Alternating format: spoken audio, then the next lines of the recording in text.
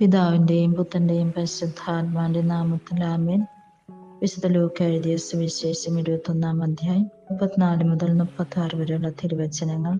അക്കാലത്ത് യേശു ശിഷ്യന്മാരോട് അരുൾ ചെയ്തു, സുഖലോലുപത, മദ്യാസക്തി, ജീവിത വ്യഗ്രത എന്നിവയിൽ നിങ്ങളുടെ മനസ്സ് ദുർബലമാവുകയും ആ ദിവസം ഒരു കെണി പോലെ പെട്ടെന്ന് നിങ്ങളുടെ മേൽ വന്നു വീഴുകയും ചെയ്യാതിരിക്കാൻ ശ്രദ്ധിക്കുവിൻ. എന്തെന്നാൽ ഭൂമുഖത്ത് ജീവിക്കുന്ന എല്ലാവരുടെയും മേൽ അത് നിപതിക്കും.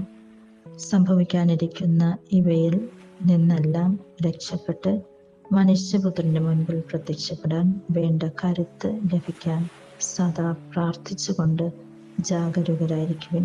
ഈ വചനഭാഗത്തിലൂടെ യേശു നമ്മിൽ നിന്നും ആഗ്രഹിക്കുന്നത്, ഈ ലോകത്തിൽ നമ്മൾ ജീവിക്കുമ്പോൾ ഈ ലോകത്തിലെ സന്തോഷങ്ങളുടെ പുറകെ പോകാതെ സ്വർഗത്തിനെ ലക്ഷ്യം വെച്ച് ജീവിക്കുന്നതിന് വേണ്ടിയും എപ്പോഴും ഒരുങ്ങിയിരിക്കുന്നതിന് വേണ്ടിയും യേശുവിൻ്റെ മുൻപിൽ നമ്മൾ പ്രത്യക്ഷപ്പെടുമ്പോൾ നമ്മൾ സ്വർഗത്തിന് അർഹരായിട്ടുള്ളവരായി ജീവിക്കുന്നതിന് വേണ്ടിയും തന്നെ എപ്പോഴും പ്രാർത്ഥനയിലും ദാനധർമ്മത്തിലും മറ്റുള്ളവരെ സഹായിക്കുന്ന കാര്യങ്ങളിലൊക്കെയും നമ്മൾക്ക് വ്യാപൃതരാകാം. നമ്മുടെ സ്വാർത്ഥത വെടിഞ്ഞുകൊണ്ട് മറ്റുള്ളവരെ കുറിച്ച് ചിന്ത ഉണ്ടാകട്ടെ.